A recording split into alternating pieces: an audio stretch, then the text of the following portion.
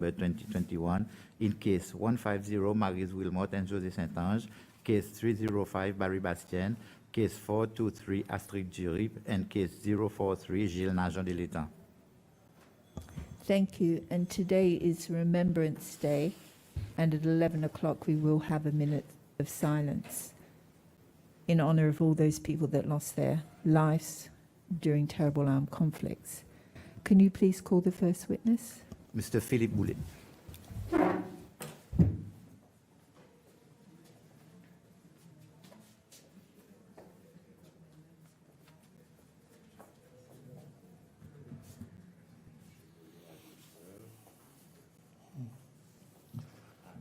I swear that everything I shall say before the Commission shall be the truth, the whole truth, and nothing but the truth, so help me God. Thank you very much, Mr. Boulet. Thank you so much for coming back with just a day's rest. Probably no rest on that day, but we're very grateful to see you again. Good morning, Madam Chair. Good morning, Commissioners. So today we are hoping you can help us in case 150, Maryse Wilmot and Joe St. Ange, which concerns the loss of business and property of which they were shareholders, Saybake Seychelles. And before the Commission, Mr. St. Ange claimed that Albert Rene was against their family and that they were victimized. He claims that their business was deliberately burnt down, a bakery called Saybake, and that following the fire, you represented his family when the insurance company failed to pay out the claim of Saybake. And Mr. St. Ange claims that the trial judge ruled in their favour and ordered that the insurance be paid to him. He says that at the time of the proceedings, the family had already fled Seychelles due to fear of what would happen to them should they remain. And he says that the decision of the trial judge was overturned at the appellate level. And once this happened, the shareholders decided to sell the land on which Saybake was situated. And Mr. St. Ange says you found a buyer for the property who'd agreed to pay 100,000 rupees, but then the government compulsorily acquired the property and paid compensation of just 30,000 rupees. So thank you. Anything you remember would be good. Thank you, Madam Chair, for elaborating the circumstances which I need to address on. I will be trying to assist the Commission. Pardon. Merci, Madame Chair, pour élaborer paramètres qui m'ont besoin adresse Commission Lola. Marseille adresse assister Commission en regardant des affaires qui compris dans sa caisse. Premièrement, il y en a un cas civil et en parallèle avec ça, ce qui est très important, il y en a un cas pénal, ce qu'on appelle un cas criminel. C'est guette, ça dit. Mais avant mon rentrée dans sa des affaires, je crois que ça va aider si je explique circonstances sa caisse. L'État qui s'abandonne, s'y trouve autres là-dedans, et aussi un peu circonstances politiques à l'époque.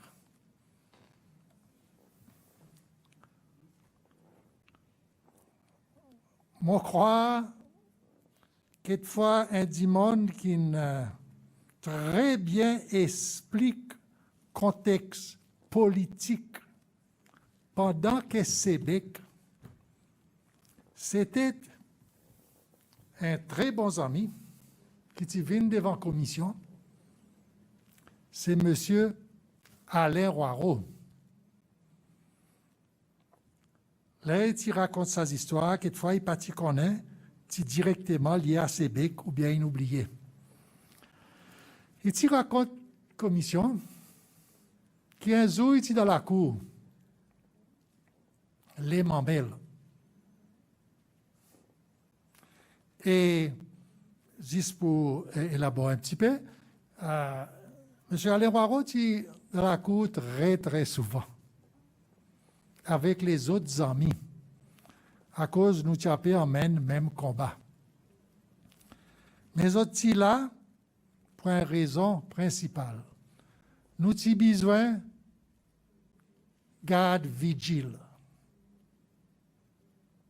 À soir, chacun d'entre nous, nous veille dehors, après nous dormir, un y dormi, l'autre y veille. La raison, c'est que c'était ça la case, les mamelles, comme est là, c'est, en fait, c'est pour monsieur Devoud et son garçon, il y en a une galerie là-dedans. Et alors, tous les jours, il y en a des officiers là, mais en bas, la boutique opposée. Je fais 3 venir, 3 y aller, 3 venir, 3 y aller.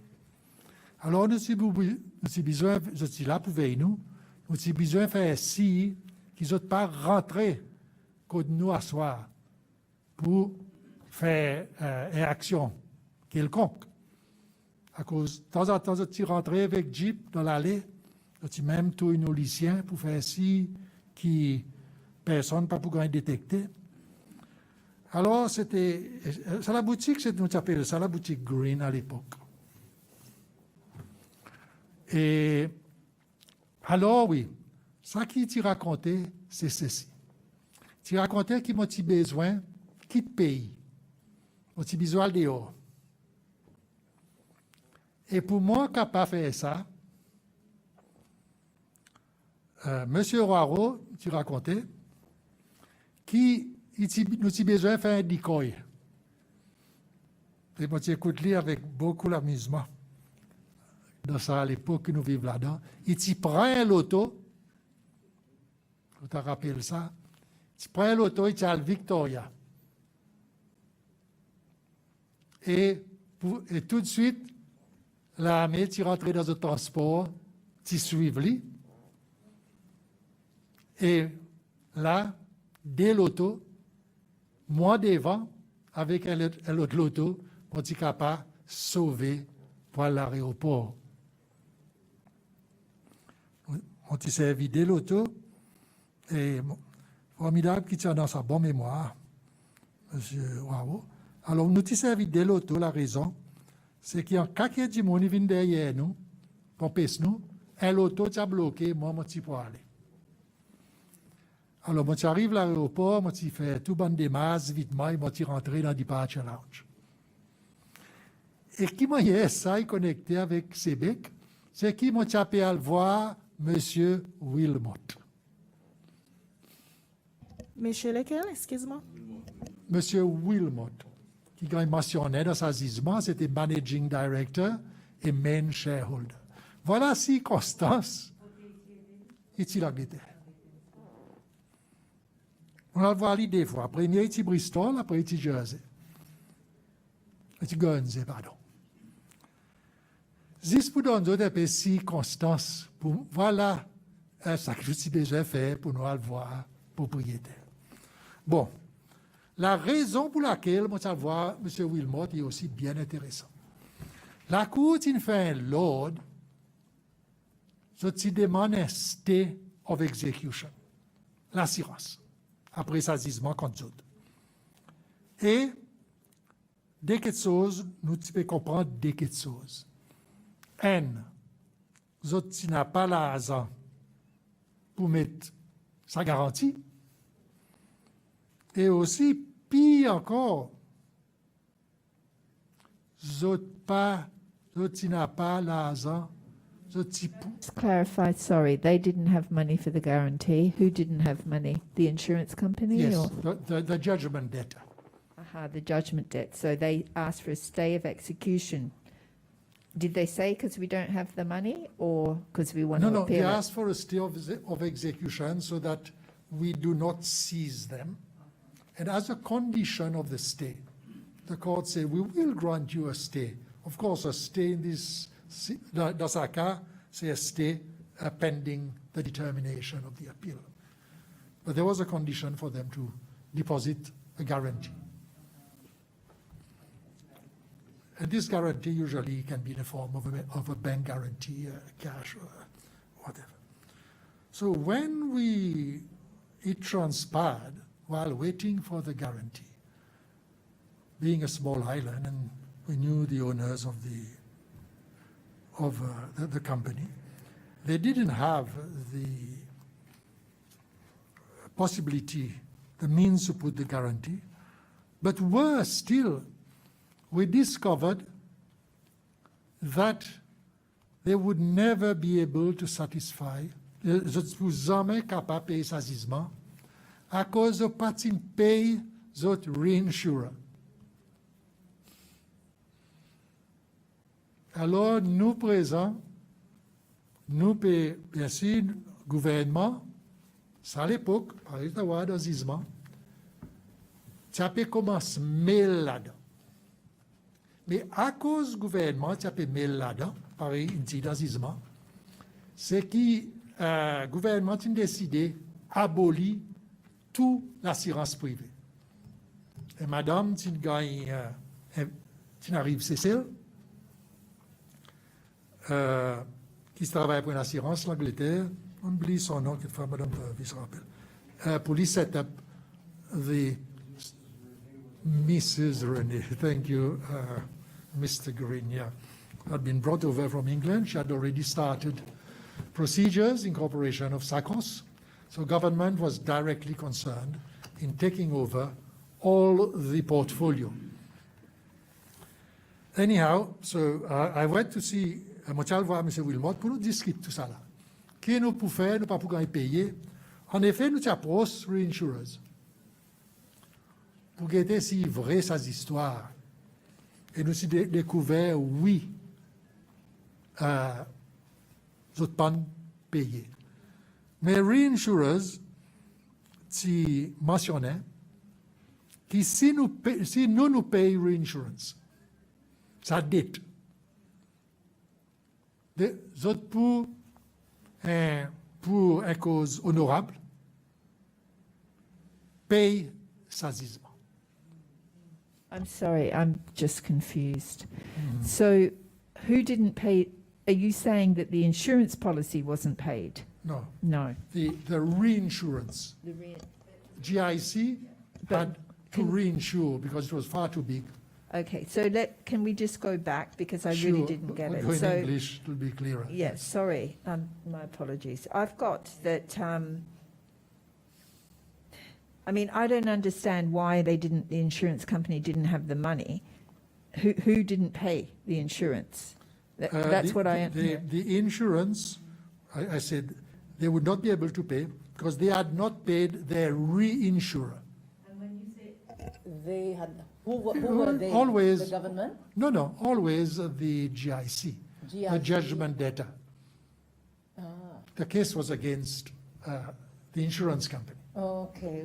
So they said, don't make us pay, wait for the appeal. The judge says, mettez une garantie. Vous n'êtes pas capable de mettre une garantie.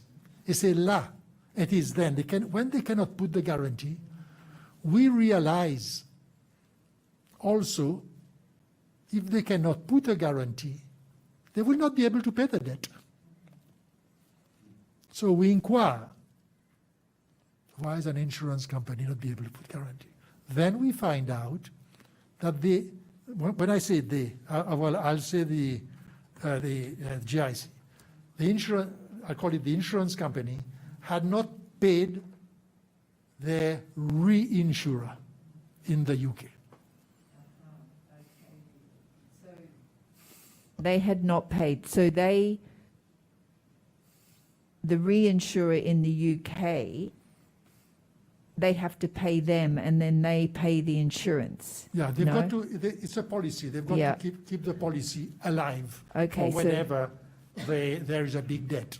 All right, so they were taking the money from the people that own the Say Bank for the insurance, and they themselves were not then paying for the reinsurance that was coming out of the company in the UK. Correct. I got it, sorry. So it's all right. It's a pleasure to assist. I know the Creole translation on these technicalities is not easy. Et là, une des raisons qui m'ont dit à le voir, M. Wilmot, et nous ne gagnons qu'un, vous ne risquez pas de payer. Et c'est là que nous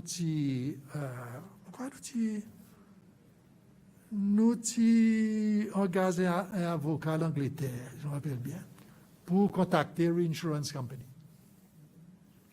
Et la Reinsurance Company, qui ne comprend sa grande injustice, il fait un commitment qui, si c'est bec, il paye sa dette, insurance company, to the reinsurer,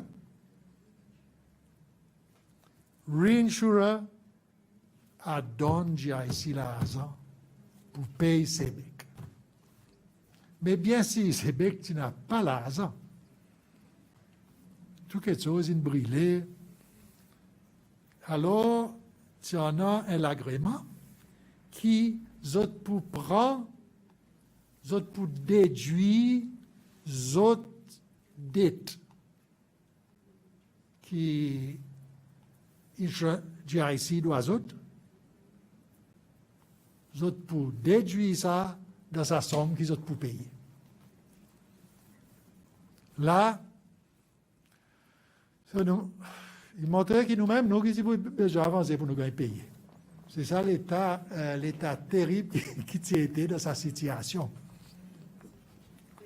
Shouldn't it have been the insurance company that paid the debt to the reinsurer? Correct. But They had no money whatsoever? and they were, all insurance companies, there were many insurance companies. I was retained, I think, by 3. This is how we got the experience with insurance in Seychelles. There were lots of insurance companies, and they were all winding down. Because actually a law had been passed to monopolize, to give Sarkozy the thing. So it was unfortunately at that time, and I can see GIC saying, well, why pay this? Let me keep the money, and then when it closes, I'll have some money in my pocket. This is a presumption. So this was the state of things. Ça, c'est l'État qui s'est bec, s'y trouve là-dedans. Bon. L'autre chose qui m'a aussi mentionné, c'est l'assurance Tindi. Zot espèrent rapport à la police. Et ça, c'est un peu normal. On a là une investigation, un peu normal. Et pareil, nous connaissons là une indiffé, c'est cause of fire, c'est pas la police qui fait, cause of fire, c'est fait par Fire Brigade. Après là, si vous soupçonnez, vous trouvez comment un scene of crime. Ça procédure. Nous voyons ça tout le temps. C'est Fire Brigade qui est expert for cause of fire. Par nous attendez sur un jerrycan dehors, sorti pétrole, là il dit OK, it's a scene of crime. Là que la police est rentrée. Ça tient méli-mélo. En tout cas, nous quittons ça. Mais la police commence à faire son investigation. Monsieur Wilmot, et tout le monde, il coopérait. Et dans un statement, et nous avons attendu à l'époque, qui, the night supervisor, ça peut gagner forcé. Son nom, c'est night supervisor, c'est ça que nous attendions. C'était un monsieur Clifford Edmond. Ça peut gagner forcé pour lui donner l'évidence contre monsieur Wilmot, qui c'était lui qui dit ordonne ça dit fait. D'autre part, pour mettre sa caisse dans le contexte, M. Wilmot, oui, et sa famille, tiennent un plan qui Cécile. La raison, pareil, dans certains cas qui me passaient, ils ont perdu tout ça qu'ils ont tiennent. La case que vous avez restée, le gouvernement prend, c'est capitaine. Hein? Le gouvernement prend la case, il prend tous la terre. Vous avez besoin de rester dans la case louée. Vous avez senti pour dire que Cécile n'est plus confortable. Mais ça qui est très important, qui est connecté avec sa caisse. Monsieur Wilmot, bien sûr, tu as pour réaliser ça, tu as espéré pour lui vendre, et pas ses becs, pour lui vendre son chaise. Personne ne va les vendre ses becs. Tu en as beaucoup cher, les autres shareholders. Tu as pu vendre son chaise. Et il t'y noie un bar pour son chaise. Et bon, pas de nom, ça dit monde, qui t'y intéressé, c'était M. Kessler Saint-Ange. Frère, c'est un monsieur qui nous a mentionné dans sa caisse, qui t'y aussi peut manager ça, M. José Saint-Ange. Et des masses, tu as pu faire pour lui acheter sa chaise. Sans aucun doute, nous ici qui connaissons sa business, c'était le bakery, le plus grand bakery que nous avons fait dans Cécile. Tout le monde qui connaît ces becs. Ces becs qui te fournissent l'hôtel avec tout quelque chose, qui soit buns, qui soit croissant, qui soit baguette, qui soit du pain ordinaire. Et finalement, il devient tellement populaire, du monde même demande, s'il vous plaît, faites un gros biscuit. Et, oui, mais cette histoire-là, vous savez bien, si mon capable, une petite anecdote, bien intéressant, les outils. Zotiana est master baker, qui t'a tassé avec les autres. C'est un petit aside, pose un petit coup. Et tu fais ça, master baker, vin Cécile. Chaque fois qu'il vient faire un croissant, quelque chose que l'hôtel peut demander. Alors ça dit, mon il vient, il fait sa formule-là. Alors il s'est appelé pour faire un gros biscuit. Il n'essayait jamais, il n'a pas fait un gros biscuit. Il dit ça, il defy all the laws of bakery. Il n'a jamais capable de faire formule. Nous utilisons le code bande chinois, et la famille chinoise, pour sa formule pour faire. Mais ça, c'est une anecdote, mais juste pour montrer où qui manière, sa bakery, c'est un most valuable business, well-known business. Et justement, c'est pourquoi M. Saint-Ange t'y intéressé. Et voilà, tout ça là est arrivé. Et bakery, il prend du fait.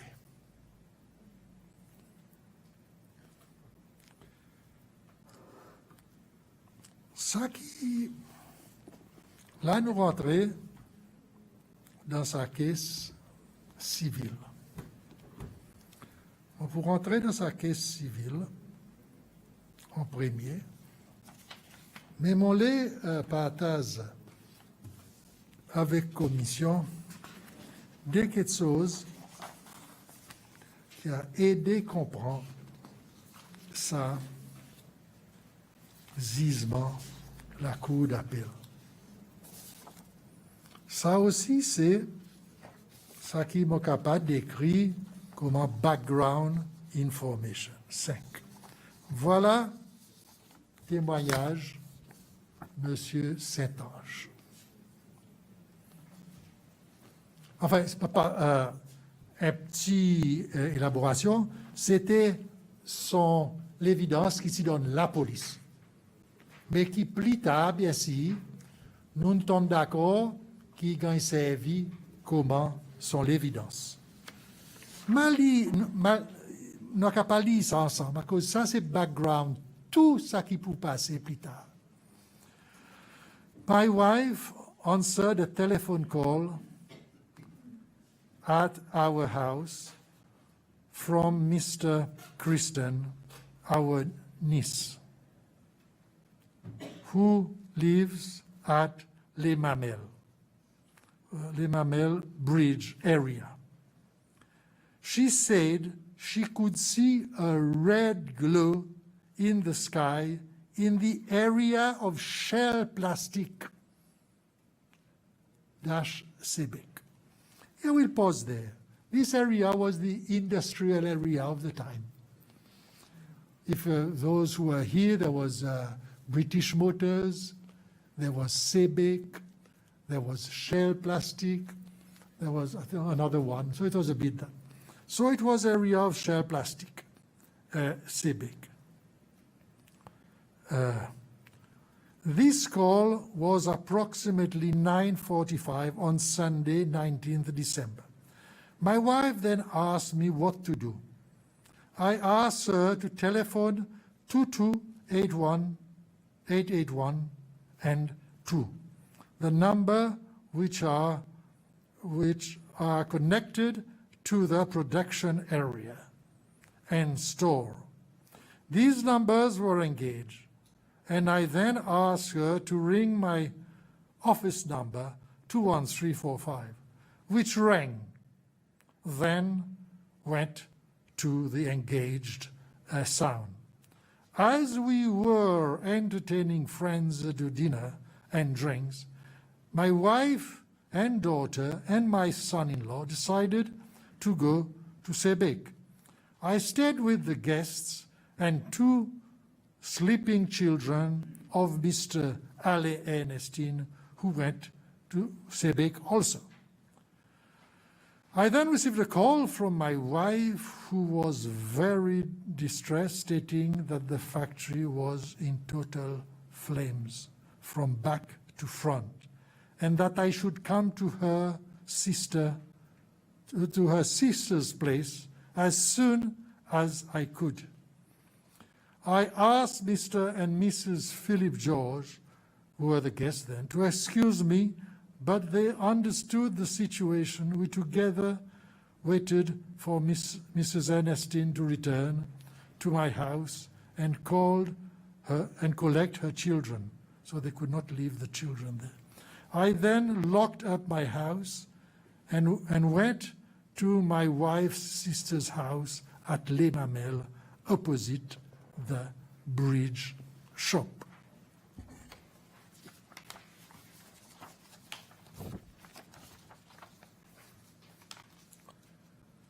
On arrival, my wife and family explained what they had seen. José and Ale Ernestine stayed at the site to offer what help they could. My wife had telephoned Mr. Mills, who was sleeping. Could he meet us at Sonia's house? Sonia is Mary's sister, where we could then go together to Sebec.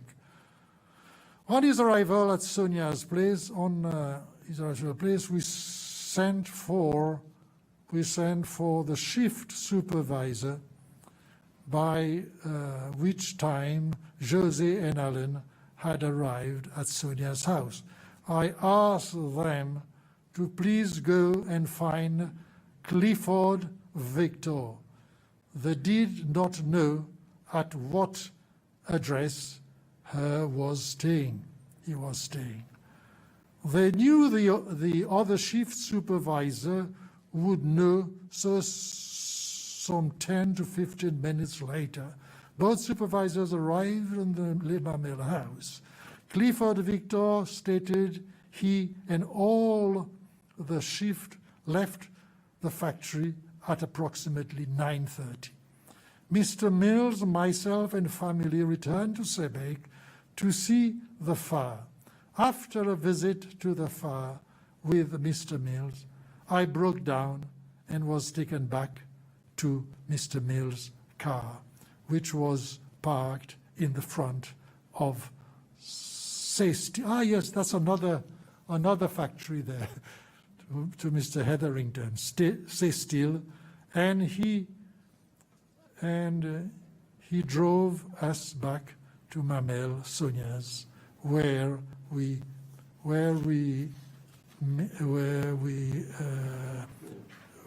talked about what we would have to do the next day. Then after 2 whiskeys, I was driven to my home at La Misère. When asked by the interviewing officer, had I been to Sebek that day, I stated I did not go to Sebek until I went with Mr. Mills at around 10:50. This is so important for the whole case. The other very, very important thing, this is the fact, and But this... sorry, Mr. Boulay, but there's no mention of fire brigade or anyone coming to put out the fire. but, I mean, there's, yes. in this statement, would The- there have been such? Yes. In the judgment, they Intervention. called the fire brigade. They did call. Yeah, they did Okay. call the fire brigade. The fire brigade intervened and put out the fire. We will see in the judgment how these transpired. But everything, they made extremely heavy weather of that to find an excuse in their appeal. The other very important thing, which the Judge Wood, who had been in Seychelles for many years, was very, very mindful, which the Court of Appeal drew, as I will humbly show, horse and carriage through this piece of legislation. In Seychelles, we adopt that from our French law. Presumption are used in extremely rare circumstances. And because it is guarded by the French law, and presumption is not in Seychelles as it is in France, not in the law of evidence, because it is a fundamental process of adjudication, that it was in the civil code in France, and it came in our code. This is what a presumption is. Let me give a copy. Well, I will read it first. Presumptions that do not apply by operation of law are left to the knowledge and wisdom of the court, which shall only admit presumptions that are serious, precise, and consistent, and do so only in cases in which the law admitted oral evidence. This is what our judges were trained. In French, in French it says grave, les présomptions graves, précises, et concordantes, meaning a presumption, concordant means it must fit precisely. There cannot be a slight mismatch. You don't use in the process of adjudication. It is important because this is one of the immense flaws. I have got copies of this just because it's interesting. This is fundamental in Seychelles in the process of adjudication. Yes, I have 5 copies here. It is Article 1353, a well-known article, which all judges familiarize themselves with. If I may be permitted just to say how serious, give you some example. we would use a presumption in Seychelles. For example, a car accident. The person said he skidded on the roads were wet. Could we use a presumption? Yes. Let us say we want to show there was no rain. We would bring evidence, could be from the Met, from people, that there was a clear sky with not a single cloud. Then it would be serious. Ah oui, oui. Pour un juge capable d'admettre une présomption, il a besoin, pareil, ils m'ont dit, grave, précise et concordante. Je vais donner l'exemple. L'exemple un peu typique. Un dimanche, il est venu, accident, il dit, c'est un petit mouillé partout. Il y a une présomption qui nous a pas servi facilement pour prouver ça. Nous amène l'évidence, capable de mettre office, capable de portrait, capable, qu'il est ciel, si clair, ça zo. S'il n'a pas un nuage dans les ciels, depuis 6 heures au matin jusqu'à 6 heures du soir. Là, nous prouvons ça. Il y a une présomption, tu n'as pas la pluie. Mais il y en a deux choses dans la présomption. Présomption, c'est un cause à effet. Cause and effect. Mais sa cause là, vous n'êtes pas capable d'un doute là. Vous n'êtes pas capable de dire quelque fois tu as un nuage, quelque fois tu n'as pas de nuage. Non. Il n'est pas pour précis, pas pour concordant. Il faudrait ça qui est base là, il casse. Donne-nous un autre exemple. Vous voyez un avion passer, vous voyez un dimon qui sortit là-dedans. Vous pouvez présumer qu'il peut tomber à terre, et ça est très intéressant, ça l'exemple. Il peut tomber à terre. La loi gravité, présomption castar. Vous voyez une tombe là-bas, vous allez, vous voyez un dimon à terre. Un dimon à terre, crasé. Vous êtes capable de présumer, c'est lui qui est sorti dans un avion. La caution sortit sa hauteur pour craser. Mais, est-ce qu'il est capable de présumer pour dire son cause of death, c'est à cause d'une tombée? Non. À cause ou pour besoin présumé qui est vivant, là, est tombé. Sauf pour besoin présomption, ou présomption. Et voilà, existe dans le process of adjudication qui comprend la présomption. Mais non. Pour lui, ça, nous besoin présumer pour dire il est vivant. Alors là, nous pour lui, une grave, concordant et précis, nous avons besoin de la preuve pour dire il est vivant en l'air. Zou qui nous prouve il est vivant, là, définitivement, cause of death. Prends l'exemple qui m'a présomption, il y a quelque chose de sérieux. Pas dire, mon présume c'est ça, mon présume c'est là. Non. Et on ne peut pas dire, présume in commit suicide. On n'est pas capable de présumer commit suicide. Il faut dire, on pousse lui. On peut dire, c'est dit, on dit pousse lui. Voilà. On les demande l'exemple juste pour dire qui m'a à cause ça, c'est ça statement avec sa affaire prescription. C'est la clé dans sa affaire. Présent, ma bouse en avant, pour nous regarder saisissement la Cour suprême.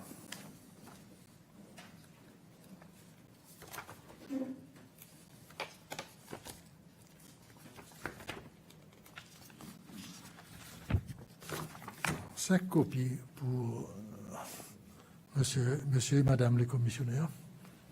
Madame Chair.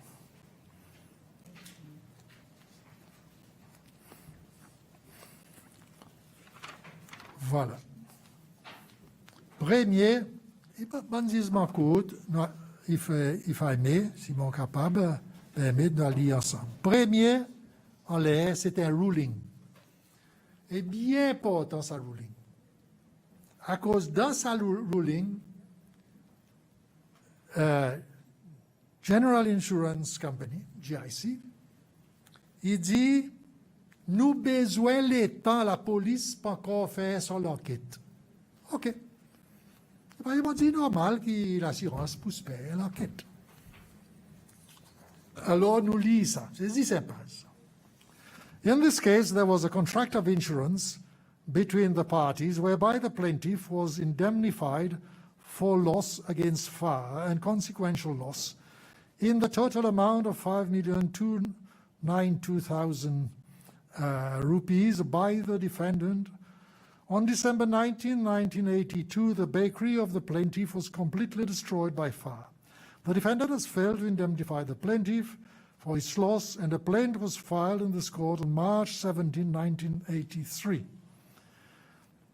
So already we have 4 months here. And the defense to the plaint was filed in March, March 22nd, 1983. On the latter date, I heard a motion by the defendant asking for an order staying these proceedings pending the completion of police investigations into the cause of the fire at Sebek on December 19, 1982. The supporting affidavit alleges that the police have been requested to report on its investigation into the cause of the fire on December 19, 1982, and that they are still investigating the matter. The police believe that the fire was deliberately started and cannot rule out the possibility that it was started by the plaintiff or its agent. They cannot at this stage release the report without defeating the further. That is so suspicious. They cannot rule out, the police that it was deliberately, and cannot rule out the possibility that it was started by the plaintiff. But you cannot rule out. What does rule out mean? I will pause here to see how we used to do fire cases. Fire case is a simple case. If you want to prove that the person fired his business, first you must say, find a person who put the fire. Number one. Secondly, you must prove, completely different proof, that he did it on behalf of the person, of the owner. Because anybody can put a fire. First you must find him, and then you, second one. The police was nowhere, was not even at the stage of the first step of identifying an evidence that it had been arson. So did this come from the police coming to the court and saying, we're investigating, we can't rule out that he did it himself? This was in the affidavit, a small report. Yeah. Can you imagine? They haven't even identified that it was actually arson. They've already reached the owner of Sebek. But the judge, who, as I say, had been here for many years, no doubt saw that. Started by the plaintiff or its agent. Well, the plaintiff is Sebek, cannot be started by Sebek or its agent. That they cannot, at this stage, release the report without defeating its further investigation. I will stop there by saying, from the evidence we had, the police did no further investigation. All we believe they were trying to extort a confession. There's no evidence that transpires after that date. So what were they investigating? Except, as it had been alleged, they were trying to get one of the workers to confess. The main allegation raised in paragraph 5 of the defense is that the fire was deliberately caused with the object of defrauding the insurance company involved. That was the defense. The court will only stay proceedings in very unusual and rare circumstances.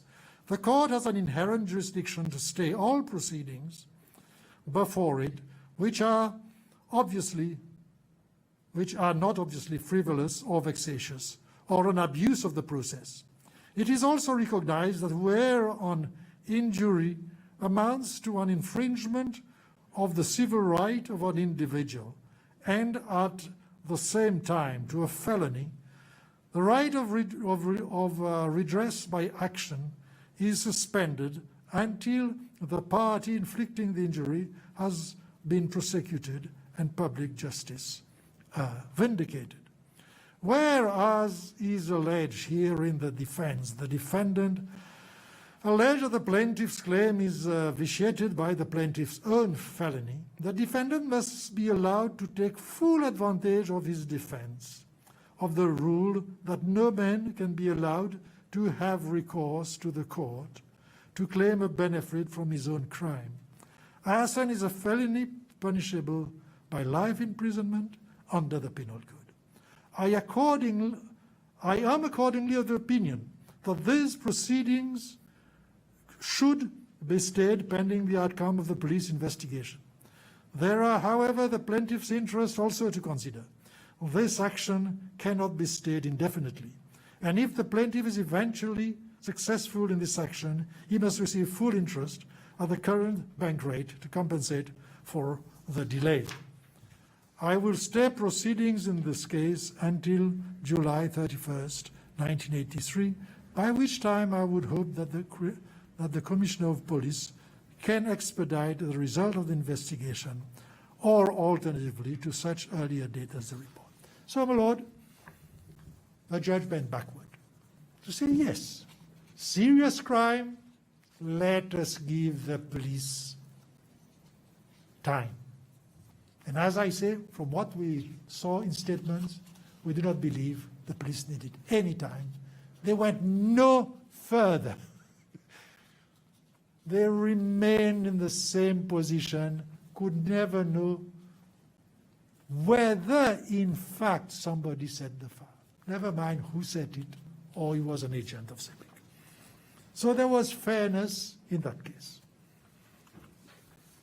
Your Lordship, when I look at this judgment, I will be looking at two issues. Firstly, the law applicable to this case. How do you treat on insurance in Seychelles? The judge went at pains to explain it. It is not long.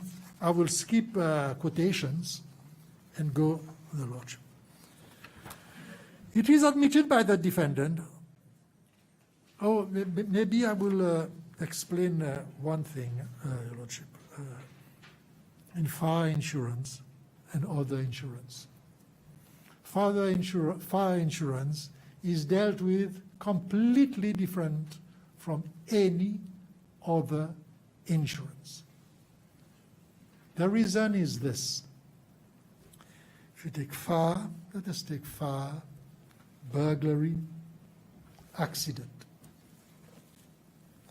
When you plead a fire, and this is what the authorities says,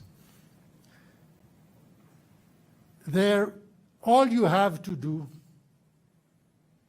is to show there was a fire. You are insured against fire. Nobody can come and say there wasn't a fire. Fire brigade is there. It's not a defense there wasn't a fire. It could be you raise exceptions. Fraud, and as it was raised there, explosions, spontaneous combat, they are exceptions. But you do not say there was no fire. Whereas in a burglary, so you can never throw the burden that there was a fire on the plaintiff. There was a fire. Whereas a burglary, you can deny the burglary because somebody can fake a burglary. You cannot fake a fire. Fire is a fire. This is the big difference. You can say there was no burglary. There is no way and the person will have ça dit mon pour besoin prouve qu'il y en a un burglary. Le dit fait, ça dit mon pas besoin prouver qu'il y en a un dit fait. Un dit fait, c'est un dit fait. C'est un fait matériel. Si un accident ou l'auto-indimone de la mer, je donne ça l'exemple parce que c'était un caisse, mon fait. accident. On a droit de deny s'il n'y a pas d'accident. Et l'auto de la mer pas veut dire qu'il y a un accident. Elle est vite cassée dans la case avec des bouteilles de bois qui disparaissent. Pas veut dire qu'il y a un burglar. Parce que vous ne pouvez pas casser ça, vous ne pouvez pas casser ça vous-même. Vous ne pouvez pas prendre des bouteilles d'ambine. C'est ça la grande. Et l'auto, c'est l'auto dans la mer. Vous me direz que c'est intéressant comme ça. À cause d'un drive, ou pas de gagne à assurer pour l'auto tombe dans la mer. On gagne assuré pour accident. Alors il y en a sa grande différence d'identifier avec ça. Et c'est intéressant. On va continuer à lire si vous permettez. Alors, it is admitted by the defendant that at all material times the plaintiff was the owner and operator of a bakery at Lima Mill, and that the defendant was operating an insurance business. It is further admitted that under an insurance contract between the parties, the defendant insured the said bakery in 1975 against FAR, and thus in the sum of $2,360,000, and against consequential loss for the sum of $985,000, which were increased in July 1981 to the sum of $3,702,000 and $1,590,000, respectively. Although it was denied in the pleadings, there can be no doubt, and it was conclusively proved that the bakery and contents were completely destroyed by fire on the night of December, 19 December 1982, with the exception of some items which were sold by auction at the bakery on March 11, 1983, for the sum of $16,110. The plaintiff now sues for payment of its indemnity under the contract of insurance. The defendant, while admitting the existence of valid policies of insurance, have withheld payment because they allege that the fire was deliberately caused with the object of defrauding the insurance companies involved. They further denied liability on the grounds that the loss of the property was occasioned by spontaneous combustion, and loss or damage was occasioned by or through the consequence of an explosion. This just shows you there was a shotgun. I don't blame them because the police report did not assist them in any way. So they say, let's throw everything. These were exceptions to the insurance company. Had they had any evidence, they would not go for explosion and all these things. But they tried. They approached what you call the shotgun approach.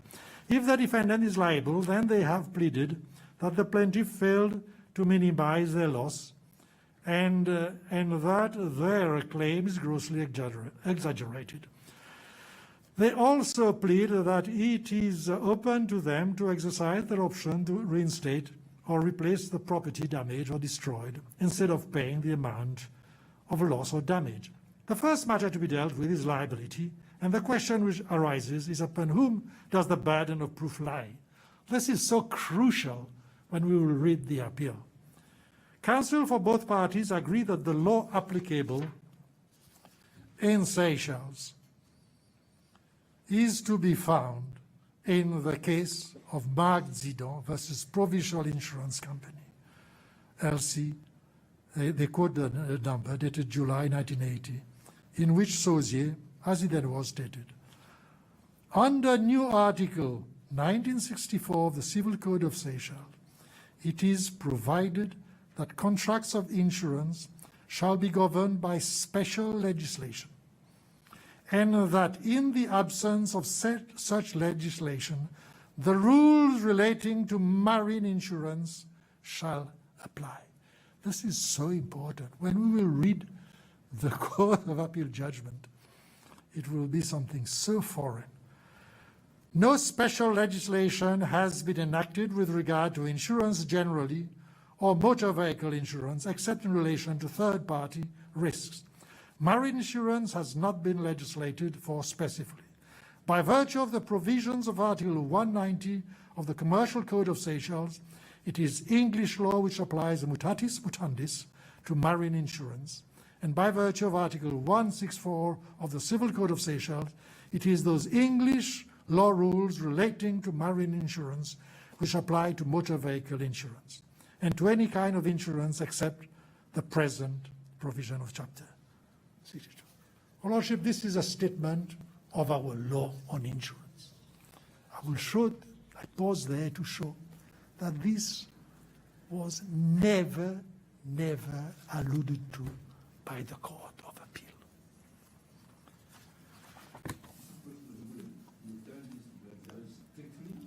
Mutadis exactement un pareil l'autre.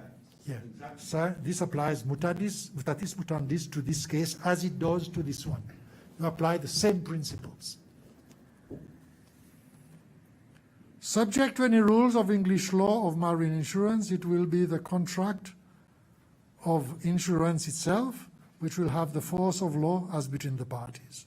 So you take two things. Take the contract of insurance. When there's a void, you go to English law on marine insurance. The earlier case of My Trading versus Harry Savy Seychelles, quoted, which had held that it was French law which was applicable in insurance cases, has therefore been expressly overruled because our law was changed in 1976 and 1977 by the enactment of the Seychelles Civil and Commercial Code. Mr. Shah for the dependent has attempted to persuade me that the onus of proving, so we're coming to the onus of proof, which was dealt with precisely, of proving that the fire was not started deliberately with the object of defrauding the insurance company, lies upon the plaintiff. I'll show that to see how the judge dealt with everything precisely against the plaintiff. Similarly, that the onus also lies on the plaintiff to prove that the fire was not occasioned by spontaneous combustion or explosion. In support, he cites Rampal versus La Préservatrice Insurance Company, quoted the Mauritian quote.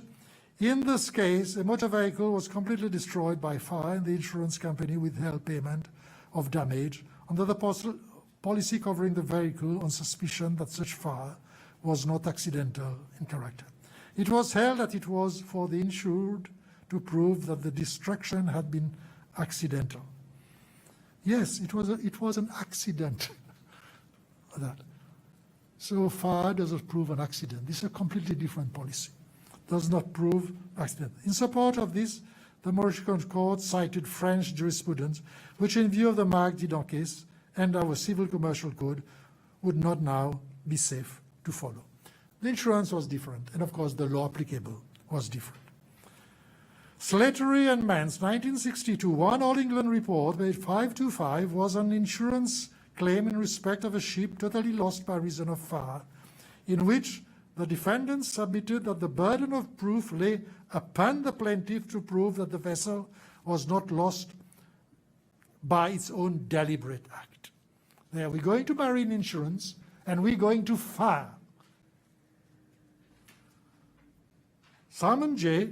had this to say at page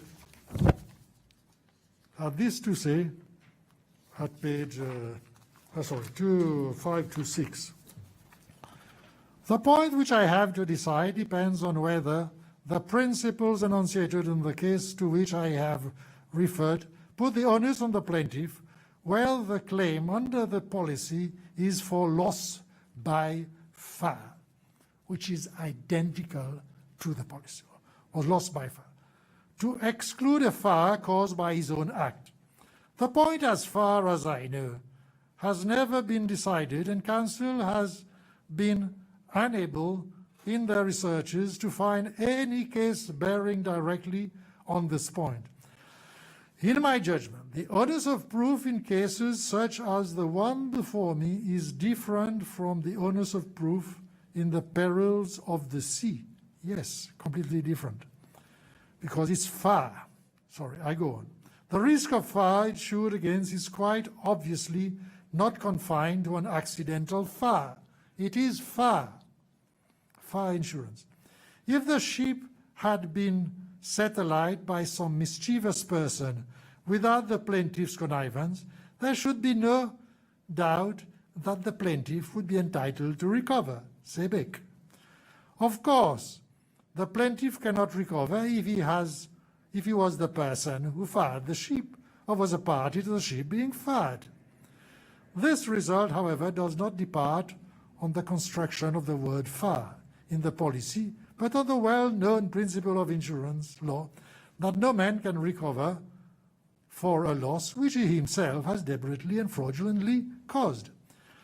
It is no more than an extension of the general principle that no man can take advantage of his own wrong. In my judgment, once it is shown that the loss has been caused by fire, the plaintiff has made out a prima facie case. It's fire. Fire is fire. Facie case. And the onus is on the defendant to show a balance of probability that the fire was caused or connived at by the plaintiff. So the burden of proof was so succinctly set out by jurisprudence, by quoted jurisprudence. Accordingly, if at the end of the day the jury comes to the conclusion that the loss is equally consistent with arson, or as it is with accidental fire, the onus being of the defendant, the plaintiff would win on the merits. This is how strong. You could not have stated this onus more. When it's a balance, there's a very famous case by Judge Hogan who addresses that. When you are not sure what to do, it's balanced. Michael Hogan quoted, in Seychelles, quoted a very famous Hong Kong judgment to say, you never say you cannot, a judge can never say he cannot make up his mind. It just goes to the onus of proof. I'm reading that to show how the judge took pains. He goes further. Counsel for the defendant further contends that the onus must be on the plaintiff throughout, because where there is a fire at sea, the facts are particularly within the knowledge of the insured. Be this as it may, the principle of the common law is that he who asserts must prove the most basic of laws. There is no principle at the common law that the facts are particular within the knowledge of the person against whom the assertion is made. The onus shifts to the party. Accordingly, in my judgment, the onus is on the defendant there to prove on a balance of probability that this ship was destroyed by the plaintiff, or that he connived at destruction, and I shall direct the jury accordingly. Well, this is what we call, in our language, a very reasoned judgment. He goes on to say, again in Bond Air Services Limited versus Hill, and this is a very important quote, 1995, 2 All England Report 247, cited by Mustafa J.A. Mustafa J.A. is part of the Court of Appeal. Mustafa J.A., as he then was, with approval in the Mark Zidon case on appeal, Civil Appeal number 6 of 1980, it was held that the burden of proof of breaches of condition was on the respondent in accordance with the ordinary rule that the onus of proving a breach of a condition of an insurance policy which would relieve the insurance from liability in respect of particular loss under the policy otherwise provided on the insurer. Lord, he's analyzed the law. He's analyzed the foreign jurisprudence. He's analyzed the local jurisprudence on the burden of proof. We would have thought this settles them. Clause 4 and 6 of the insurance policy do make provision for the burden of proof to fall on the insured, but as Mr. Boulay was observed, neither clause is relevant to this case or has been evoked by the defendant. It seems clear to me, therefore, that the authorities cited above and the insurance contract between the parties and the burden of proving the defendant lie on the defendant. It was a clause which was irrelevant. Although there is no question that the breakery was not on fire and burned down on the night of December 19th, there is no evidence at all as to how it started. I want to highlight that. And this is based on the police report. And what we must underline here is the word evidence.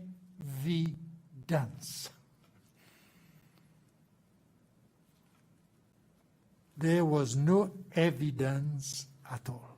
And it's the word evidence which I will reiterate throughout this case. The bakery workers left the bakery at about 9 a.m. and the fire was first noticed only a short time after that. There is evidence that the flames were fed by diesel fuel leaks from a cut or broken pipe, but no evidence that this was definitely done to cause the fire or ensure that there was an effective fire.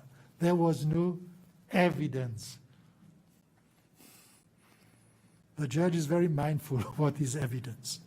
The major shareholder and managing director of the plaintiff company was at La Misère at the time, and his wife and friends having dinner.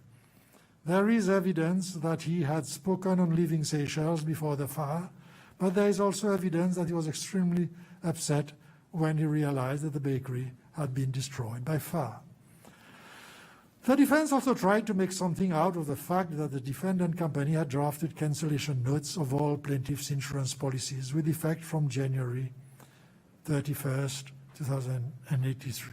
But there was no evidence that this had been done at the express request of the plaintiff. And I will take judicial notice of SI 4 of the Insurance Restriction of Business Act 1982, and the fact that most independent insurance companies canceled or transferred all their business to the State Assurance Corporation earlier this year, which was, you could take notice because it was in the law. It wasn't the presumption. It was. I can find nothing in the evidence, you can underline the law, to even remotely amount to suspicion in this case, to suggest that the fire was deliberately caused in order to defraud the insurance company.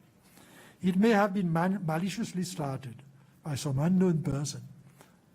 Yes, the person is still unknown. Or by some accident, the cause of which has not been discovered. But I can find no evidence to support the defendant's allegation that it was done with intent to defraud. As far as the allegation that the fire was caused by explosion is concerned, the only suggestion of this was the sound heard by one of the witnesses at the fire was in progress. The sound of the witness made in court resembled crackling rather than an explosion. Later, this crackling will be made heavy weather of by the Court of Appeal. There was no evidence that the fire has been caused by spontaneous combustion. Indeed, I have already indicated that it is not known at all how the fire was started. Your Lordship, then I accordingly find on the evidence that the defendant has failed to discover the burden of proof which lies upon him and is liable to indemnify the plaintiff. Liable to indemnify the plaintiff in terms of the contract of insurance. The rest is on quantum. Your Lordship, what the judge had before him. Did anyone ask where the fire brigade was? Why the fire brigade weren't investigating the cause of the fire? Why? Your Lordship, they had done. They had brought in an electrician to find out whether it could be, that was the fire brigade, it could be an electrical fault. The evidence is there. And the man said, no, I cannot find it. I was responsible. That's all. Then nobody could say how. There was only that excluded by an electrician. Was it a short circuit? Well, we don't know. The electrician said he could not find it. But beyond that, it was a blank wall. Was it an explosion? No proof of explosion. Was it spontaneous? The chief fire officer testified. Yes. So the fire brigade, he said the only thing is quoted as saying is that the diesel from the broken pipe could have been an accelerant. Exactly. Could have been an accelerant, though it needed, and he added something that it needed extreme heat before it vaporizes to cause a fire. You don't light diesel. It would not be something that you break and light. Diesel doesn't flame. So that was so very important. So somebody who cut that and put a flame to it, diesel doesn't light. To be an accelerant, it must be on extreme heat because it doesn't vaporize easily. This is why it was a blank wall for everybody. So this is what we have: a judge who's looked at the evidence, and who's analyzed the law. And I'll now wish to invite the Commission to look at the judgment firstly, I will look at the judgment of His Lordship, Justice Mustafa.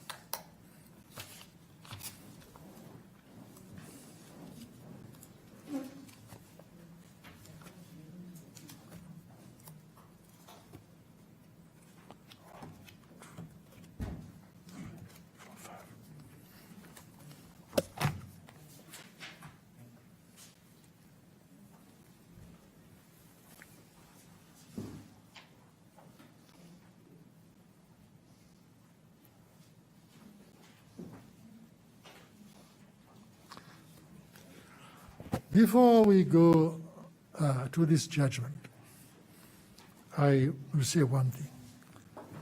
This is an appeal court. To reverse a judgment, the most trite of things, you must say the judge was wrong on this, that, or the other, precisely. And you must be precise.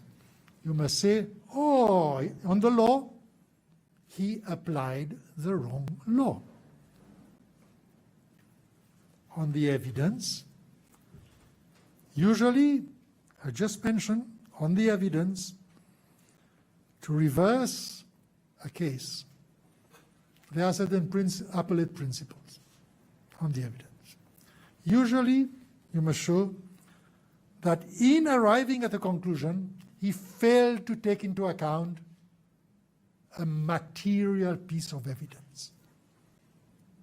And not only that, had he taken it into account, it's likely that he would have come to a different conclusion, which is that which the Court of Appeal concludes. So, failure to take a piece of evidence, not even enough, and that it is likely he would have changed. Or taking a piece of evidence was totally irrelevant. And had he properly removed it from his mind, premier, oui. À la Cour d'appel, il renverse incisivement le bon base, principe, appellate principles. Numéro 1. Il oublié prend un bout de l'évidence en considération. Mais non seulement ça, mais la Cour d'appel a besoin de décider si tu prends ça en considération, il y a une bonne probabilité qu'il arrive à une différente conclusion. Et alors la Cour il arrive à sa conclusion, il renverse. Ou bien, il prend en considération un bout de l'évidence, mais qui pas si supposé prend. À cause de ça bout de l'évidence, il y en a quelque chose là-dedans qui n'est pas relevant. Et aussi, si tu tires ça dans son esprit, il y a deux steps. Si tu tires dans son esprit, il pas pour arriver à sa conclusion. Ça, c'est le main, ça. Et aussi, on a délai, nous avons un point assez rarement, qu'il appelle point crédibilité. Il accepte l'évidence de sa témoin, mais il n'est pas supposé accepter. À cause de sa témoin n'est pas crédible, il contradit son corps 5 fois, là, nous ne pouvons pas dire, il parti là, et qu'on a pas l'évidence. So, voilà la crédibilité, il accepter l'évidence et au résider. Bon cas, il a un des petits. Si un juge is applying the wrong law, it will make a wrong decision. Oui, définitivement. This is why c'est un grand grounds of appeal. Si tout le French law, la plupart, s'ils mal interprètent ça, c'est là qu'on mène beaucoup l'autorité d'Alloz et tout ça. Ils mal interprètent la loi. La loi, normalement, si vous mal interprétez la loi, because you apply the facts to the law. Si vous mal interprétez, the facts not fit the law as interpreted. Et ça, c'est l'autre aspect. Il y en a un troisième qui nous servit dans des circonstances assez rares. C'est qu'il prend tout en considération. Il prend tout dans l'évidence, il met ensemble. Mais son conclusion pas fait sens. Il pas fait sens son conclusion. Il prend tout son cadre, il mettait bien même, mais son conclusion pas fait sens. On n'a pas reverse de mon raca. Bon, avec ça, m'invite la commission pour nous guetter sa zisement. Moi, pas pour lire, à cause de notre troisisement, moi, poussé réfère à la Cour, premier, l'OSA fameux burden of proof. M'invite la Cour. Commission, pas la Cour. Ah oui, commission, oui. Les monazismes devant moi. Les monas les autres papiers devant moi, avec commission. Thank you. Merci pour redonner sa direction. Thank you. Merci beaucoup. Moi, vite commission pour get page 3 avec 4. Petit instant. Ça, c'est Mustapha, pardon. 3, page 3 et 4 sont pages yolaires. Et l'autre page 3, m'a lu, si on est capable avec les autres, dernier paragraphe. In paragraph 4 of the plaint, Sebek has alleged that the bakery has been completely destroyed by fire on 9th December 1982. In its defense, the company has denied paragraph 4 of the plaint. Since the allegation of destruction by fire was traversed by the company, the onus was on Sebek to prove that its loss was caused by fire. And look at what is written after that. Presumably in such circumstances as would entitle it to claim indemnity from the company. You are talking of the law and you are presuming. You are not allowed to say that, and before you say the judge was wrong. You are an appellate jurisdiction. I find that law was wrong, and I find that this is the applicable law. The onus was on them. It's very sure. Presumably, a presumption in law, a presumption of law. In this connection, it is pertinent to refer to the passage in Regina Fur Company Limited versus Boston, volume Lloyd, they reported 425 at 434, where Sellers J said, no, under no circumstances. This case being quoted is a burglary case, not under the law of marine insurance. And he goes on to quote, a burglary case under non-marine insurance law, without saying the judge was wrong. In order to succeed, the plaintiff has to prove a loss of goods covered by the policy due to a risk insured against. And this obligation remains nonetheless where the evidence advanced to prove the loss if rejected, and for evidence called by the defendant underwriter, might establish or tend seriously to show that a crime had been committed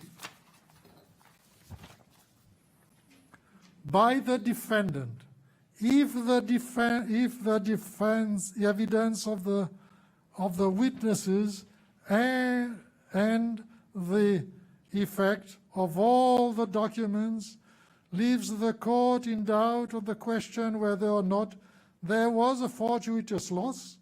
This is by breaking and entering and stealing, the plaintiff would not be entitled to the judgment, as this would have been established on the material fact that the loss of goods was due to a risk insured.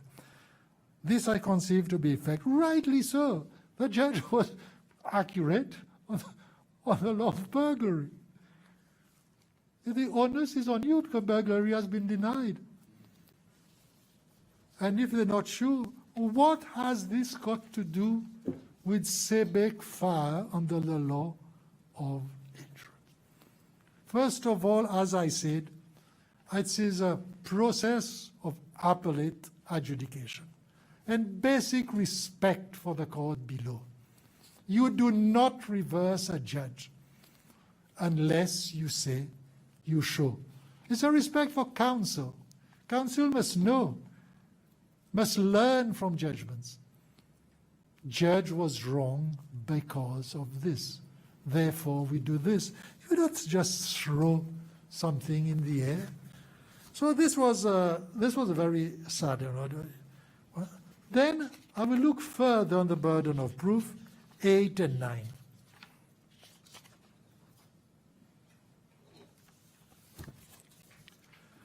So you just feel, with the greatest of respect for their lordships, that they had a conclusion in mind, and then they were trying to reach it.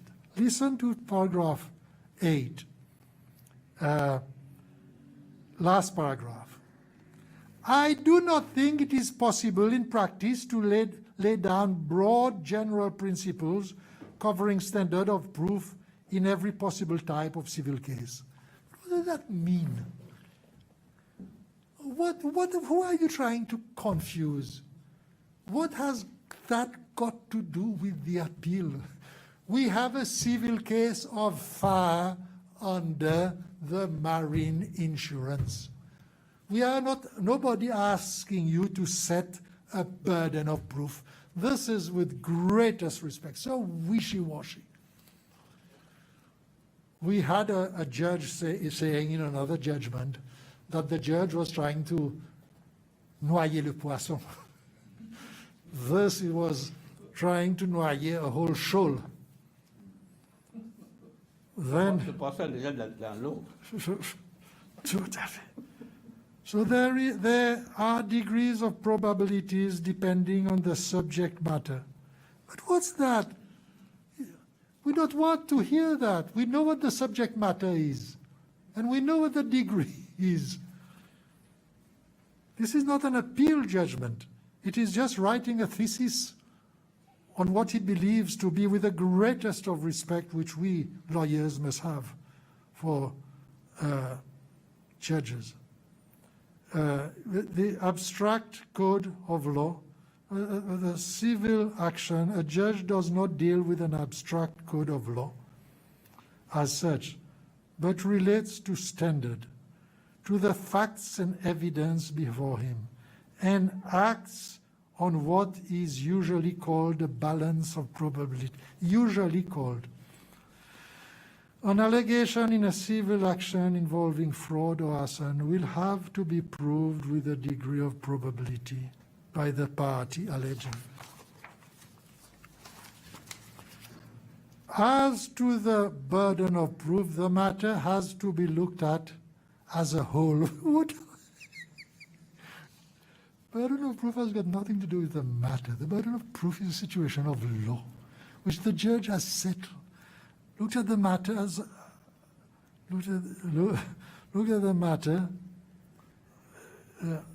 a whole. A plaintiff has substantially to prove his claim, and if a defendant can either by cross-examination or evidence cast sufficient doubt on the validity of the claim, then a plaintiff claim may be dismissed. Both the burden, now this is very interesting.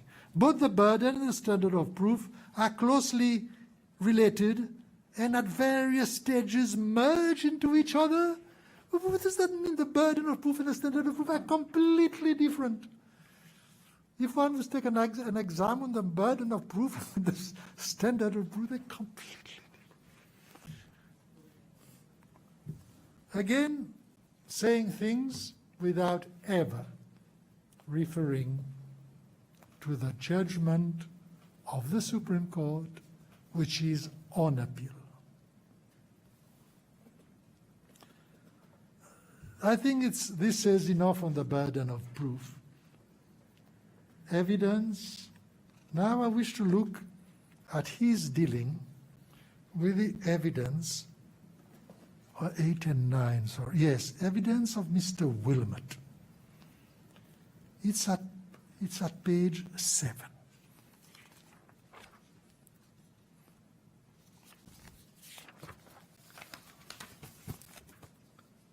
Page 7.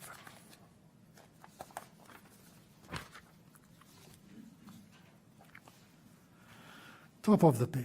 Mr. Wilmot and José Saint-Ange did not testify. However, they made statements to the police which were fully recorded, and those statements were produced as exhibits in the trial. According to Mr. Wilmot's statement, he was entertaining friends to dinner that night when about 5 p.m. a phone call to his home informed him that there was a fire in the area of Sebek. No, I should have said in the area of Shell Plastic and Sebek. You know, why not say what is true? Why zoom in on Sebek? Is that a fair assessment? He stayed behind to entertain his friends, but sent his wife and his daughter and son-in-law to see what had happened. A short while later, his wife rang and told him that Sebek was totally in flames. He later went to the sister-in-law's house, and there his wife and other family members told him what they had seen. He sent for his supervisors who turned up. He also sent for Mr. Mills, the insurance company's representative. He went with Mr. Mills to Sebek at about 10:50 a.m. He said when he saw the damage, he broke down. Okay. Except for this in the vicinity of Sebek, that's okay. Now we go to 10.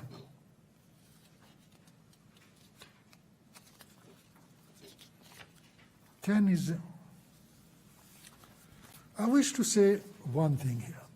This is the submission of Mr. Phillips, the QC who was retained. I came to know Mr. Phillips very well, very honorable person. He was a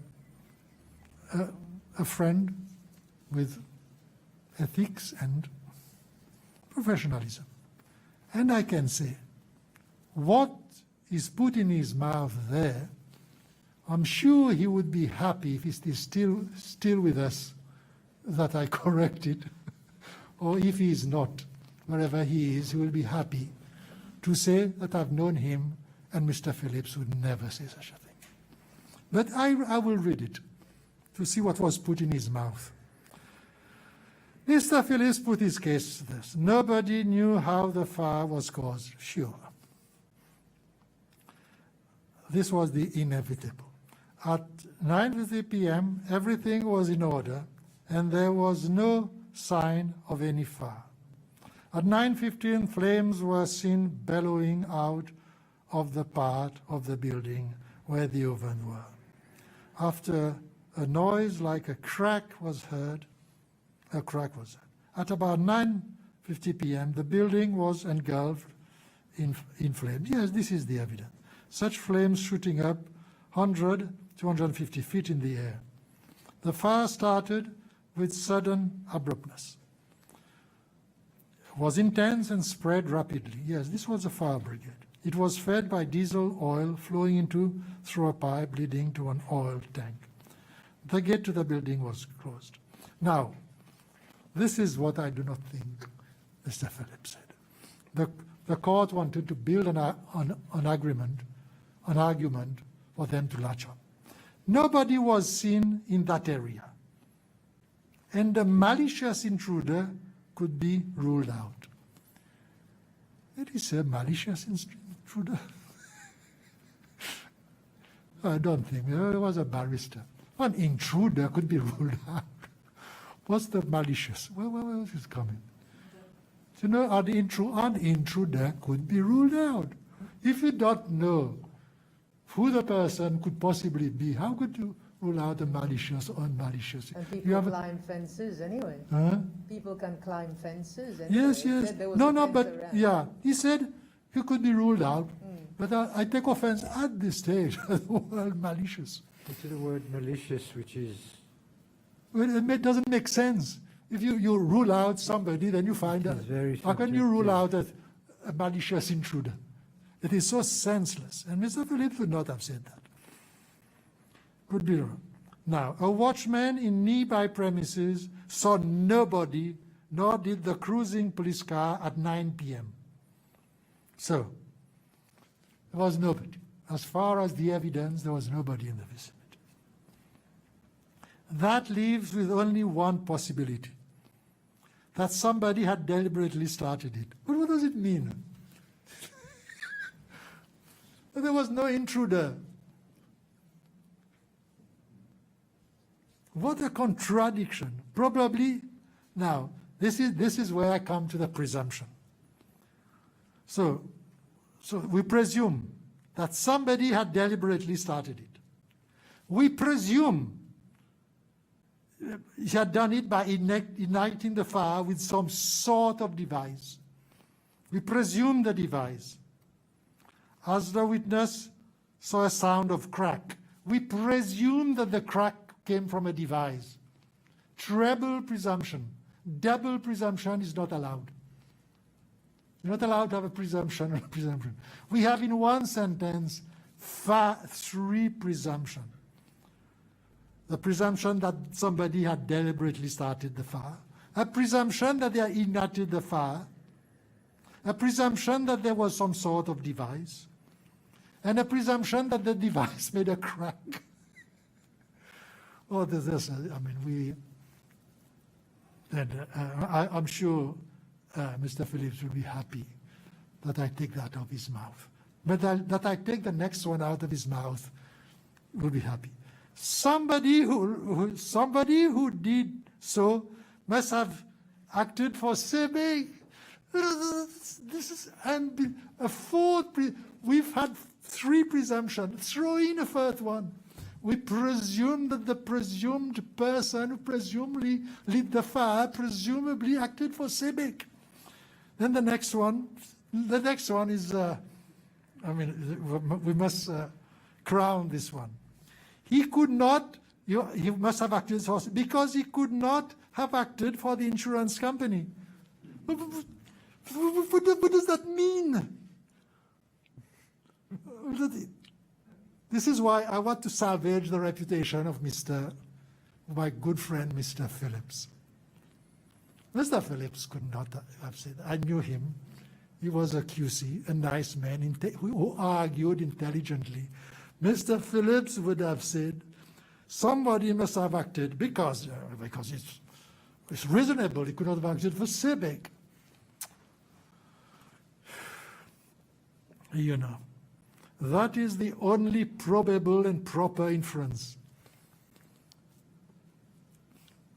That is a probable and proper, an inference is a presumption, by the way. That is what in French we would say. This is the grave, precise, and concordant presumption. Okay, so the judge, in my view, that is a powerful. We have five presumptions. Five presumptions. This is why I wanted to underline the word evidence. We have this argument is not based on one piece of evidence. It's all presumptions. And wow, that, Mr. Philip, in my view, the court, what a powerful argument. The fire was in fact read and accelerated by the leaking diesel oil. And that would seem to support a deliberate act. The diesel supports a deliberate act. You know that we have these things, that we have these appeal judgments as part of the history of this court is to me a sad, sad, sad indictment. This goes into our archives, that diesel, whenever diesel accelerates, it proves a deliberate act. However, the leak could have been accidental. Well, excuse me, we never meant to laugh at a judgment. We meant to respect the court. But however, but forget what I've said before. You know, he says, it could have broken or falling masonry. Well, we go on. Mr. Phillips admitted that the conduct and behavior of Mr. Wilmot would support his proposition. Or the above proposition? No, I don't think he made these propositions. He stated that Mr. Wilmot did not himself go to the fire until it was over. He said any reasonable person would have rushed to the scene of the fire once he was informed of it. This, my lord, I don't know if Mr. Phillips said it or not, but this, the judge should clearly have corrected and said, I do not accept that. Mr. Wilmot was not informed of the fire at Civic.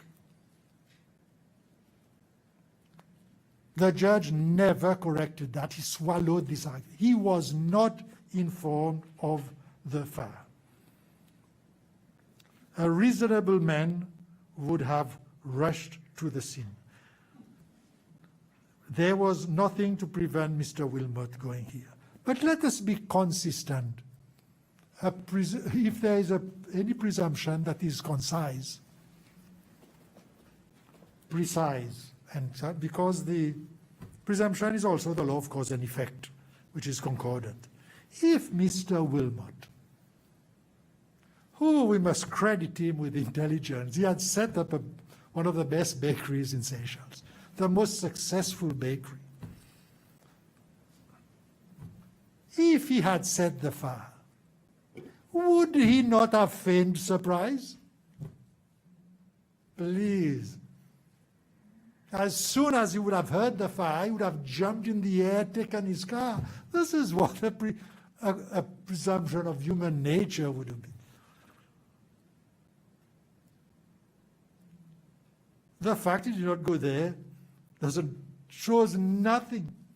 On the contrary, if there's nothing to be taken out of it, it would be not being guilty, because any reasonable man who's lighting a fire would feign everything.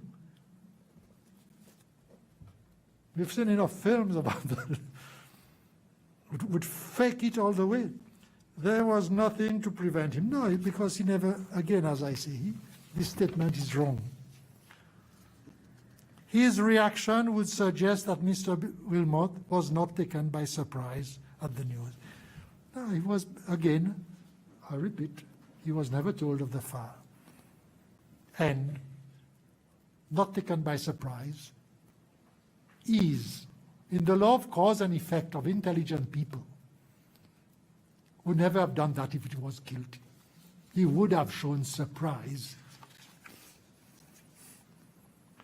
Mr. Wilmot was only the chairman and managing director of CEBIC, but was by profession a bakery engineer, and would certainly have been expected to have gone to see what could and could not have been salvaged from the fire immediately.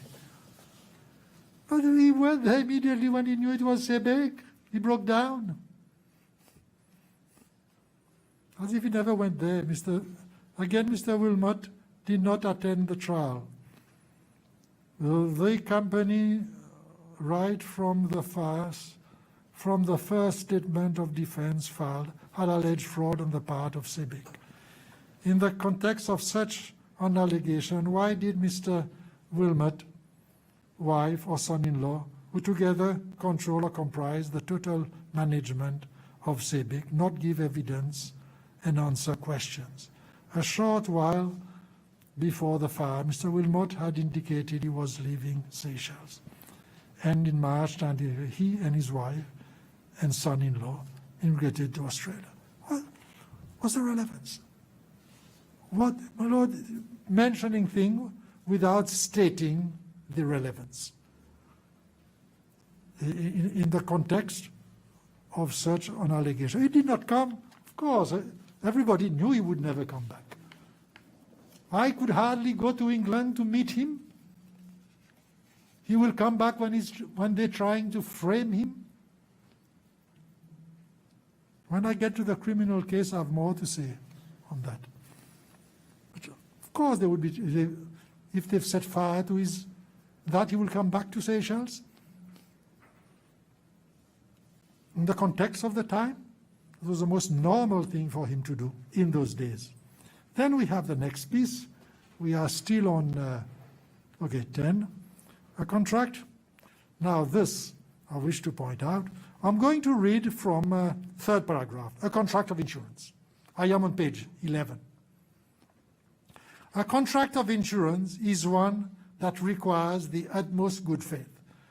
A contract of uberrime fides, which means utmost good faith. Now, this is so very important.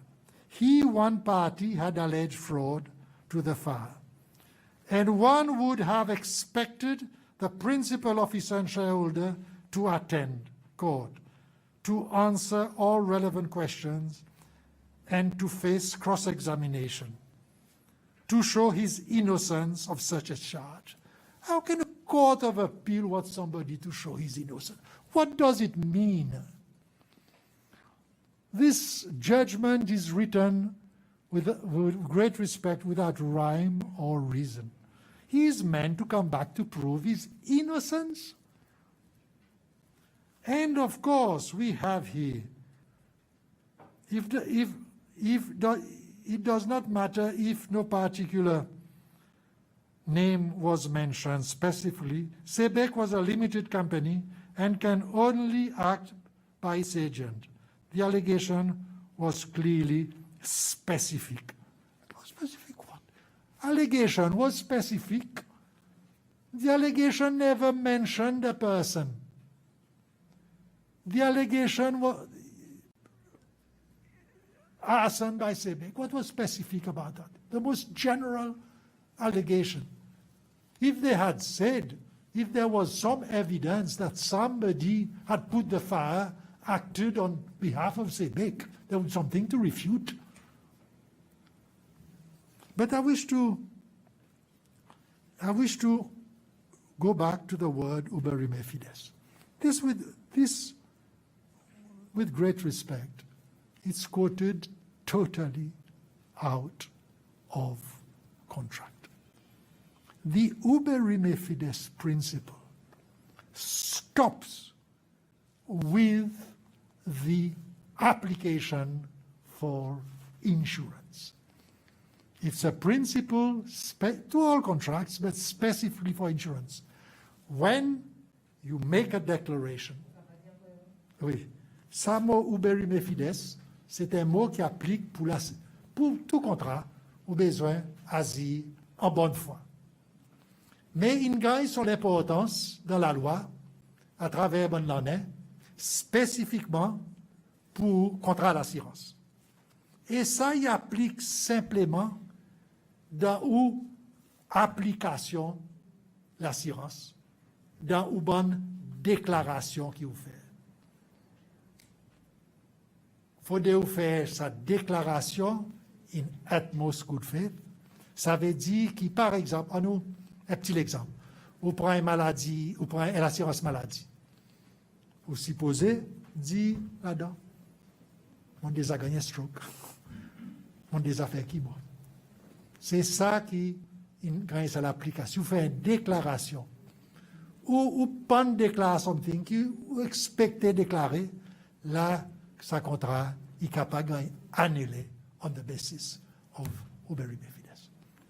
N'a pas rien pour faire avec les différents branches, faudrait ou venir, n'a pas rien. Ça, Uberi Befides, il a mis là, with respect, totally out of context.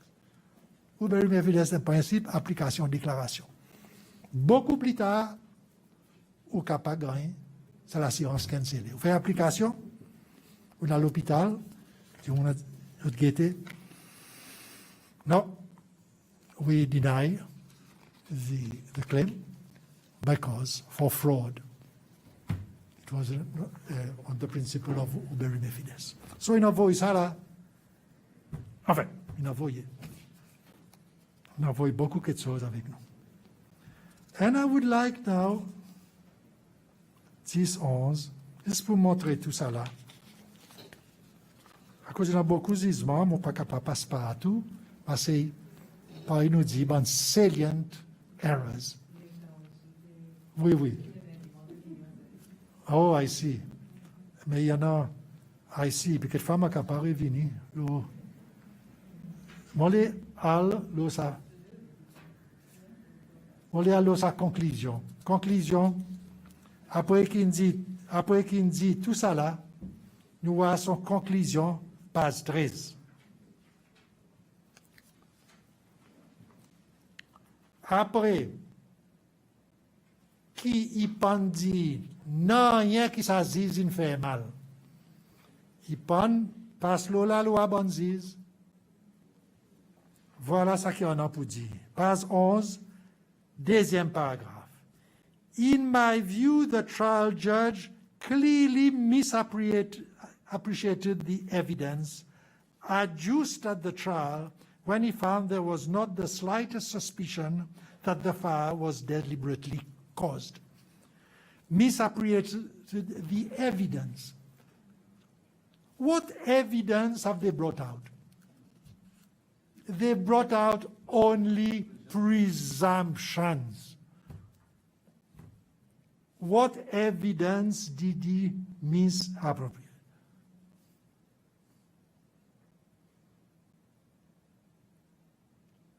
This is the conclusion itself is so unfounded and unjust to a judge who had taken his time. What evidence? It was, and there was not the slightest suspicion that the fire was deliberately caused. Yes, on the evidence, yes. He clearly failed to analyze the evidence and drew the wrong inference. What inference? What evidence? What evidence and what inference was there possibly to draw? That there was an intruder, that very likely the intruder lit the fire, very likely with a device, and very likely acting for Sebek. Is that the inference? And of course, he remains vague because he clearly failed to analyze the evidence and drew them. I take into account all the factors and circumstances connected. But what factors and what circumstances connected to the fire? And the behavior of conduct, and Mr. Wilmot, and the top management, but what conduct of the top management? I also take into consideration the fact that the police had not ruled out arson. But he's not ruling out arson on evidence of each of these factors and circumstances could perhaps be explained away singly. Yes, this is what the judge did. He explained them all. But taken together in their combination and sequence, what that means, you take them in the, what factors, under what circumstances, and which sequence could perhaps sequence these factors and exclude mere coincidence. But why should you be excluding? Nobody pleaded coincidence, and points strongly to a deliberate act. After due consideration, I think on the evidence adduced, which evidence that there is a serious doubt about the validity of Sebek's claim. I am not satisfied that the Sebek was innocent, but is that any measure of adjudication? For him to win, he had to show innocence. Repeats that word twice of the allegation. No, he's not innocent against him. By the appellant, I think that the appellant company has discharged the burden and has shown a balance of probability that the fire was much more likely to have been caused by not a person, a company. You cannot find a person, so you say, well, the company did it. In view of the finding, I did not deal with other grounds, and therefore we lose the appeal. Lordship, I think I have shown the great sadness of Mr. Wilmot, the great sorrow that befell the family when I had to explain them that judgment. Well, I could hardly explain it. They asked me why they lost. It was difficult for me to explain to them what was wrong with Judge Wood. To a layman, I could not tell him. I just told him, you lost. Read it. Because to me it made no sense. The judge was not reversed on any specific evidence, and that is it. The time is running against me, as it always does.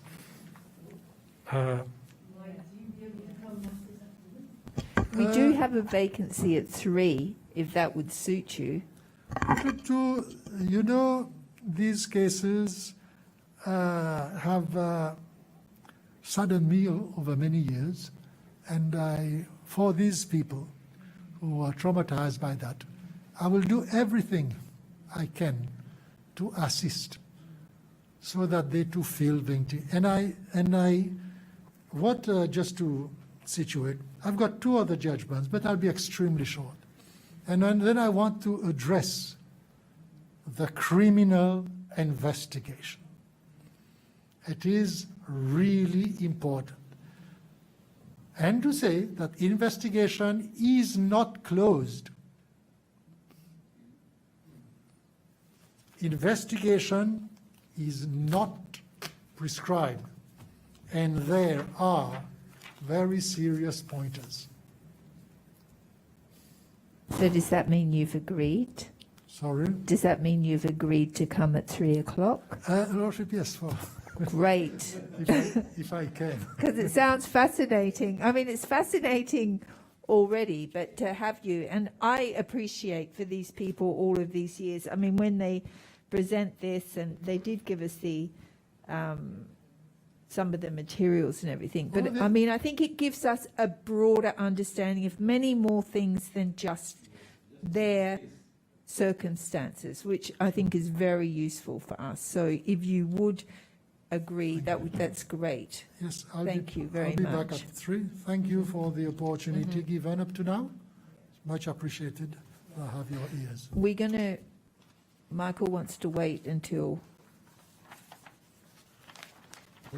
3 minutes. So you got 3 minutes, and then we would like you to join us for 1 minute of silence for Armistice, for Remembrance Day. Yes, indeed. Mr. Green will do it's his responsibility to get the time right. I delegate Yes, to the it competent will vice be chair. an honor to do that, because my father was in the Second World War, and He was the captain. He led the Seychellois Pioneer Corps into Tobruk. He led the invasion of Salerno landing. Him and the Seychellois, when they did the Normandy landing, the Americans and the English had organized the invasion of Italy. So from Egypt, they were sent to invade, to go to Salerno at the feet. And the Seychellois was the first one to land at Salerno. And they did such a good job, they got mentioned in the war journal. And they established the communication lines for the troops to come. So I am very connected to the Second World War. As a child, I was told so many stories. Yes. So it's an honor to be here. Any idea how many Seychellois soldiers there were? Yes. How many Well, yes, I Seychellois know. soldiers? Do you know? Were they in the Second World War? Yeah. In your father's group there? My father I was think one of them. I think something like 600 went. They were divided in two groups. One were the artisans who went to Palestine and never saw the war, and the unfortunate ones who had no métier was put under my father to go to the front line, and the other ones were put under Captain Michel. Okay, it's 11 now, so if we could all observe 1 minute silence.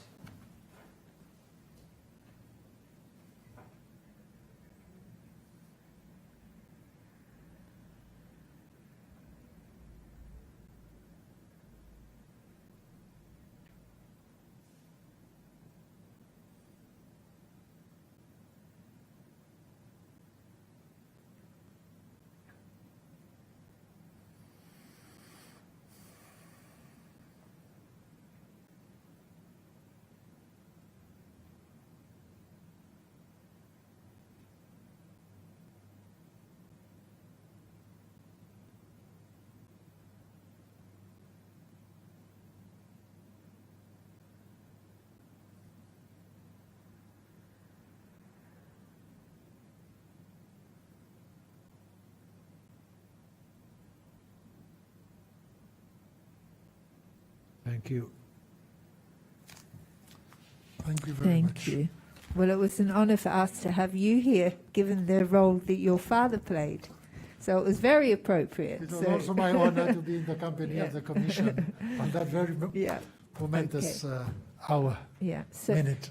Thank you very much. thank you very much. So we really look forward to picking up with you at 3:00. Thank you very much. And we will Madam just Chair. adjourn now for 10 minutes, and we'll be back at 11:10. We will be in open session, then we'll go into closed session. Yeah. So thank you. Okay, thank you very much. All right.